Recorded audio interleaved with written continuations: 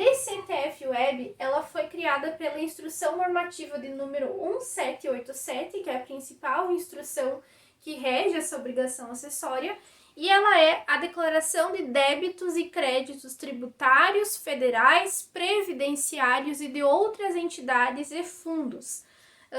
Para falar de forma geral, simplificar o que é a DCTF-Web, ela é a última obrigação acessória que a gente manda, né, mensalmente lá no departamento pessoal, e ela basicamente, de forma bem resumida, ela vai condensar e simplificar todos aqueles débitos e créditos previdenciários e federais lá no nosso portal ECAC da Receita Federal.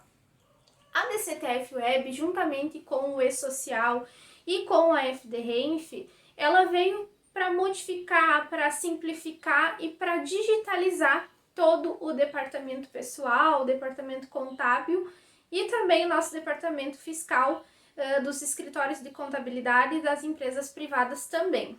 Por quê? A DCTF-Web ela é um grande passo, porque ela vem para fazer aquele cruzamento, a digitalização desses três setores em conjunto. Porque até agora nós temos, dentro de cada setor, muitas obrigações acessórias, mas obrigações que não se conversam, que não se cruzam, né? Inúmeras obrigações em cada setor, mas que cada uma manda a sua informação de forma individual e chega até a Receita Federal, até o INSS, até a Caixa, mas elas não se conversam. E agora, com o programa SPED, né, que começou mais precisamente lá em 2015, depois com o programa do E-Social, que começou em 2018, foi avançando até nós chegarmos hoje, em 2021, com a obrigatoriedade da DCTF-Web para a grande maioria das empresas, né, ao menos para todas as empresas privadas do Brasil, até o final desse ano, se não tiver nenhuma modificação.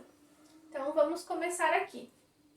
Como eu falei para vocês, ela foi criada por essa instrução normativa, então o texto original dela vem da instrução normativa, criada pela Receita Federal.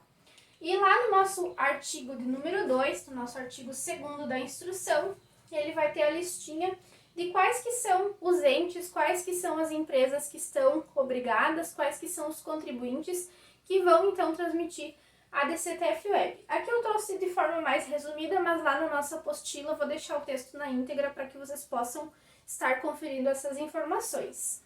Começando então pelas nossas PJs privadas, tá? Aqui então a gente tem todas as empresas privadas estão obrigadas a entregar a DCTF-Web. Órgãos públicos. Aí você vai se perguntar, né? Como que um órgão público ele vai estar obrigado à entrega da DCTF-Web se ela segue mais ou menos na mesma premissa do E-Social e da FDRenf, que é para a empresa privada? Aqui a gente precisa ter muita atenção. Já começando, a gente vai falar sobre isso, né, mais especificadamente nas próximas aulas, mas aqui abordando de uma forma geral. Na DCTF-Web, no E-Social e na Renf, a gente precisa ter uma atenção redobrada no fato gerador. O que significa isso? Mesmo que eu seja um órgão público, né, sou uma prefeitura, sou uma autarquia, mesmo que eu tenha essa característica jurídica, né, essa natureza jurídica diferenciada, não significa que eu não vou estar obrigado a essas três obrigações. Porque pode ser que eu esteja contratando terceirizados que estejam sobre o regime geral da Previdência Social, ou se eu estou contratando um seletista, de repente um cargo de confiança, alguma coisa assim, que vai entrar pela CLT ou pelo regime geral da Previdência, né? Não é o regime das autarquias. E aí, se eu estou contratando esse trabalhador dessa forma, nessa modalidade, logo eu vou estar obrigada também a entregar a nossa DCTF-Web, E-Social e FDRenf, tá? Então, muita atenção aí também. Temos o MEI. O MEI também, né, vai entrar na DCTF-Web. Na criação dela, lá no início, acreditava-se que o MEI ele não ia entrar, que ele ia ser excluído com o passar do tempo, né, por mais que estivesse lá na instrução normativa, mas realmente o MEI ficou e ele vai continuar aqui no nosso cronograma de forma consolidada, tá? Só lembrando aqui para vocês que o MEI ele só vai entrar aquele MEI que tem funcionário, então o MEI ele pode ter um funcionário, vai entrar aqui. Se é o MEI individual, ele já nem entra no cronograma porque ele não tem um trabalhador, não tem fato gerador para nossa obrigação acessória. Temos também consórcios e outras entidades que contratam seletista ou regime geral da Previdência Social, também estão obrigados a entregar a DCTF-Web. Aqui, para a gente simplificar, se de repente você ainda não teve contato com essa obrigação, está começando agora no setor, ou se já está no setor há bastante tempo, mas ainda não conseguiu se atualizar sobre isso, porque eu sei que é bastante coisa, eu trabalho há 2 anos no DP, então eu sei como é a rotina corrida. Para simplificar, para que você registre isso na sua cabeça e tenha isso ok em mente, quem está obrigado a DCTF-Web é quem já entrega o e-social, tá? Quem já está fazendo a entrega do e-social e quem está fazendo a entrega da FD-Renf, tá? Se eu tenho lá um cliente, uma empresa, ou se eu tenho a minha contabilidade interna dentro da empresa e eu estou entregando o e-social lá mensalmente, estou entregando o FD-Renf mensalmente, eu já sei que de certeza eu estou obrigado a DCTF-Web, porque isso nos leva ao nosso cronograma, ao nosso fluxograma aqui embaixo. A DCTF-Web, ela basicamente é composta por 2 pilares. Quais que são os nossos 2 pilares? E-social e FD-Renf, tá? Para simplificar para vocês vão ver mais para frente como que funciona todo o espaço web da DCTF, como que a gente faz ela, enfim, como que transmite. Na DCTF-Web, nós não editamos nada, nós não colocamos nenhuma informação, não é um programa que a gente baixa da Receita Federal e coloca lá os dados, como na DCTF normal. Não é o e-social que a gente calcula a folha de pagamento para gerar informação, não é como a FD-Renf também, que a gente tem que lançar a nota na escrita fiscal para depois transmitir obrigação. Tá, mas daí você vai me perguntar, como assim, Luana, como é que eu faço para transmitir a DCTF-Web? Gente, muito simples, ela é um programa, aliás, é um espaço web secundário. Por que secundário? Porque primeiro eu preciso fechar minha folha no e-social, então lá no mês calculo a folha de pagamento, faço o fechamento, mando o S1299, vai cair lá na DCTF-Web. Lá na escrita fiscal a mesma coisa.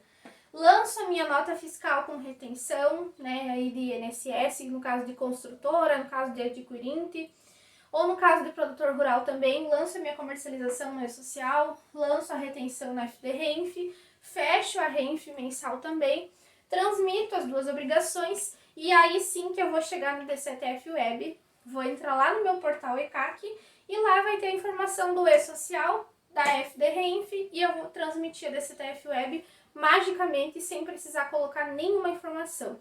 E aí a gente chega a uma conclusão, né? Eu principalmente penso muito nisso. Bom, se é uma obrigação acessória que eu preciso mandar para a Receita Federal, na verdade ela já está lá no programa da Receita Federal, que eu não preciso fazer nada. Eu não mexo em nada, eu não edito nada, eu não coloco nenhuma informação, não coloco valor, não coloco nome, não faço nada. Eu só transmito, confiro e transmito. Qual que é a principal jogada para fazer essa obrigação acessória de forma correta? Gente, é muito básico e muito simples. É eu ter qualidade de informação no e-social e na FD-Renf. Então, eu sugiro para vocês, caso ainda não tenham dado uma verificada lá no nosso e-social, principalmente agora com o simplificado, que tiveram algumas mudanças bem significativas e positivas, ou para a Renf, que também é uma obrigação acessória bem nova, eu sugiro que vocês deem uma olhada primeiro nessas 2 obrigações, verifica se o parâmetro está correto, verifica se as informações que estão sendo lançadas estão corretas, as rúbricas da folha de pagamento estão corretas, principalmente a previdenciária, que é o nosso INSS, que vai ir para a DCTF-Web. Verifica se as retenções das notas fiscais estão sendo lançadas no campo correto, porque tudo isso, gente, parece tão bobo, tão pequeno, mas é o que vai fazer diferença lá na frente, tá? Porque se eu lançar um INSS de um funcionário, uma cota patronal, outras entidades lá na minha folha de pagamento de forma incorreta, lançar a mais ou lançar a menos, a minha DCTF-Web vai ficar errada e eu vou estar transmitindo uma informação errada, tá?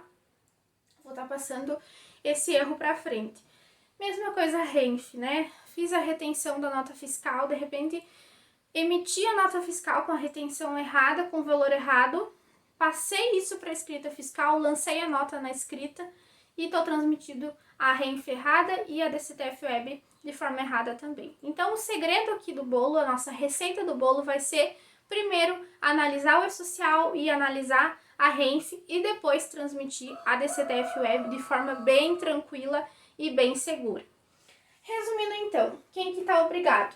Empresas privadas de todo o Brasil, basicamente todas, né, a grande maioria, órgãos públicos, mesmo aqueles que estão mantendo seletistas, regime geral vai ter que entregar a DCTF Web, MEI com funcionário, consórcio e todas aquelas outras entidades que não estão citadas aqui, mas que possuem trabalhadores no regime geral da Previdência ou seletista.